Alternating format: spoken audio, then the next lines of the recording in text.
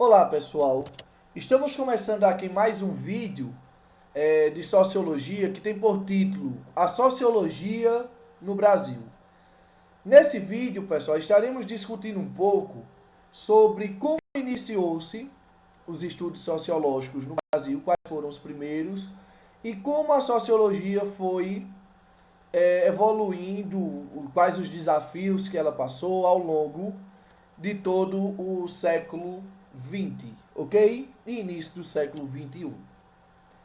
Em primeiro lugar, é importante percebermos que os estudos sociológicos eles iniciaram-se no Brasil a partir das décadas de 20 e 30 do século XX. Ou seja, entre os anos de 1920 e 1930, a gente vai ver a sociologia começar a se estruturar enquanto ciência. E aqui no Brasil, né? E o que é que vai incentivar, vamos dizer, esses estudos sociológicos? Primeiro, a necessidade de alguns estudiosos brasileiros, a necessidade que alguns estudiosos brasileiros viram, de tentar explicar quem era o povo brasileiro, quais eram suas raízes e como é que essas raízes influenciavam nos padrões comportamentais da população em geral. Se você for observar outros países do mundo, você ia ver que todos eles tinham uma explicação acerca de suas origens. O Brasil não tinha. Não, pelo menos não do ponto de vista sociológico. E o que é que acontece? Vai ter dois historiadores, que também são considerados sociólogos, que nessa época vão tentar formular teorias acerca dessa origem, dessas raízes. O primeiro deles, Gilberto Freire, que vai escrever o livro Casa Grande Senzala no ano de 1930. Casa Grande Senzala parte da premissa de que o povo brasileiro foi formado a partir da miscigenação entre povos brancos, negros e indígenas. E ao decorrer do livro, ele vai explicando como é que cada um desses três grupos de pessoas influenciaram nos padrões comportamentais, tanto no período colonial como ainda continuam influenciando no Brasil contemporâneo em que ele escreveu o livro. Sérgio Buarque de Holanda, ele também vai falar de nossas origens, acrescentando a análise dele a maneira em que portugueses e espanhóis enxergavam suas relações. Ele até vai denominar de espírito ladriador, espírito aventureiro. Ele vai dizer que, diferentemente dos espanhóis, a colonização portuguesa na América, no caso a colonização do Brasil, ela vai sofrer forte influência da falta de planejamento. Pode perceber, por exemplo, em grandes cidades, que existem áreas que são planejadas, como também há áreas que você vai ver, por exemplo, ruas extremamente estreitas, outras muito largas. Isso são reflexos, pessoal, desse espírito aventureiro, dessa falta de compromisso. Na verdade, os portugueses vieram para o Brasil para explorar suas riquezas, mas eles não irão querer investir no Brasil a ponto de deixar totalmente organizado. Pelo contrário, as coisas meio que vão ocorrendo. O espírito de cordialidade e tal, são várias referências. Enfim, pessoal, essas serão as duas grandes obras sociológicas desse período, todas se concentrando em questões étnicas e sociais, ligadas a essas questões étnicas, né? Com o passar do tempo, quando vai se aproximando da década de 40, 50 e até o início da década de 60, a gente vai ver que a sociologia ela começa a adquirir aspectos mais marxistas. Você pega a obra de Caio Prado Júnior, embora fosse filho da burguesia brasileira, ele vai falar em prol dos menos favorecidos. Nelson Werneck Sodré vai fazer parte do Partido Comunista da época, vai criticar o DN. São livros que envolvem questões trabalhistas, questões salariais, questões de dominação a partir do trabalho. E se você for ler esses livros, por exemplo, desses dois autores, no caso Caio Prado Júnior e Nelson Werneck Sodré, você vai perceber a forte influência marxista nessa maneira de pensar. Tendência essa marxista que foi barrada no ano de 1964 a partir da introdução do regime militar ou da ditadura militar, como melhor podemos definir. Durante a ditadura militar, o ensino de sociologia, os estudos sociológicos, entre outras disciplinas da área de humanas, eles serão barrados. E em lugar dessas disciplinas humanas, veremos a introdução de duas disciplinas, a de moral e cívica e a de estudos sociais, estudos gerais. Moral e cívica para ensinar as pessoas a amarem a pátria, amarem o Brasil. Inclusive vai ter um forte lema que vai ser implantado por Médici, né? Que dizia: Brasil, ame-o ou deixe-o.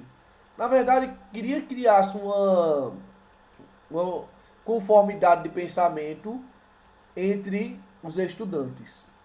Aí você pode até alegar, mas nos anos finais da ditadura a sociologia passou a ser estudada nas universidades. Sim, mesmo assim com uma série de privações, porque mesmo sendo estudada, por exemplo, na reta final do regime militar, ainda existia, por exemplo, espionagem, pessoas que eram ligadas a órgãos governamentais que ficavam lá vendo se os professores não passavam conteúdos considerados subversivos, com toda uma represália, viu, pessoal? Na verdade, até os anos de Geisel, que a gente fala que houve uma reabertura, que ele começa a falar em uma reabertura política, onde alguns historiadores começam a falar em dita branda, a gente sabe que houve torturas e perseguições a opositores. Isso foi demonstrado até no relatório da CIA que vazou, que foi divulgado pelos Estados Unidos há 3 anos atrás, ok? Depois de 64, depois do regime militar, da ditadura militar, a gente vai ver dois sociólogos se destacarem. Florestan Fernandes, que é considerado um milagre de ser um intelectual.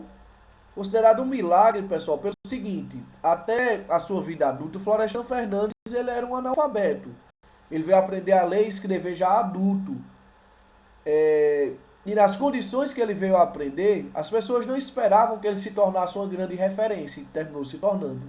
Inclusive, ele foi professor de outra pessoa emblemática dentro da sociologia, que foi Fernando Henrique Cardoso. Se tornou deputado, teve uma grande expressividade política. E o que é que acontece? Era extremamente coerente com sua forma de pensar. Inclusive, ele defendia a questão dos hospitais públicos, dizia que o governo deveria investir, e sempre que adoecia, ele se tratava em hospitais públicos. Seus filhos estudavam em escolas públicas. Ou seja, ele era extremamente coerente com aquilo que defendia. Engraçado é que, por exemplo, durante muito tempo, ele será professor de Fernando Henrique, orientando Fernando Henrique em seu mestrado. Fernando Henrique posteriormente faz um doutorado, um pós-doutorado. Mas, quando Fernando Henrique se torna presidente do Brasil, o que é que acontece? Florestan Fernandes rompe com Fernando Henrique por dizer que ele não era coerente. Que, na verdade, o que ele estava falando, por exemplo, no seu pensamento sociológico, na prática não era colocado em questão. Inclusive, Fernando Henrique diz: olha, o que eu escrevi, vocês desconsiderem, toquem fogo. Na verdade, o Fernando Henrique sociólogo é um Fernando Henrique. O Fernando Henrique presidente é outra pessoa totalmente diferente. Então a gente vai ver esse choque de gerações, ok? E assim, pessoal, o que é que levou o Florestan Fernandes a criticar Fernando Henrique, dizendo que ele não era coerente? O fato de Fernando Henrique ter vetado o ensino de sociologia durante o governo dele. Fernando Henrique, pessoal, ele teve o maior grau de estudo dentro da área sociológica. Ele fez sua graduação, ele fez mestrado na área de sociologia, doutorado, e posterior ao doutorado ele ainda fez um pós-doutorado, ou seja, ele era PhD em sociologia. Aí vem a grande questão, como é que um PhD, um pós-doutor em sociologia, ele proíbe o ensino de sociologia no Brasil? Ele proibia, pessoal, segundo ele estava vetando, porque isso geraria um custo tremendo para o Estado, porque não existia profissionais o suficientes formados na área de ciências sociais, né, para implantar a disciplina na educação brasileira. Na realidade, pessoal, a maioria das pessoas que ensinavam disciplinas como história, geografia, às vezes nem eram formados em história e geografia. A maioria deles era formado de fato em ciências sociais. Então o que ocorre? Ele diz que o veto se dava pela falta de profissionais. Na verdade, o mercado estava sobrecarregado de profissionais de ciências sociais. Era justamente o inverso. Mas mesmo assim ele vai lá e veta. Na verdade, esse veto só vem ser rompido no ano de 2009, a partir de outro político que se tornou presidente do Brasil, nesse caso, Luiz Inácio Lula da Silva. Luiz Inácio Lula da Silva, no ano de 2009, ele amplia o ensino de sociologia, que era restrito às universidades, e faz com que esse ensino de sociologia e também de filosofia, eles se tornem obrigatórios também na rede pública de ensino. Porém, essa relação de amor e ódio, pessoal, ela não se acaba aqui. Por quê? Porque no ano de 2016, o então presidente Michel Temer, ele vai lá e cria como se fosse uma reforma do ensino médio. E nessa reforma do ensino médio, ele coloca que disciplinas como sociologia, filosofia e até mesmo, ele ainda chega a ameaçar a disciplina de história, elas não seriam mais obrigatórias dentro do planejamento curricular das escolas. Inclusive, pessoal, a partir do ano que vem, vocês que são alunos do Estelita, vocês verão que provavelmente vocês terão o direito de escolher que disciplinas eletivas vocês terão que estudar. Vocês irão direcionar.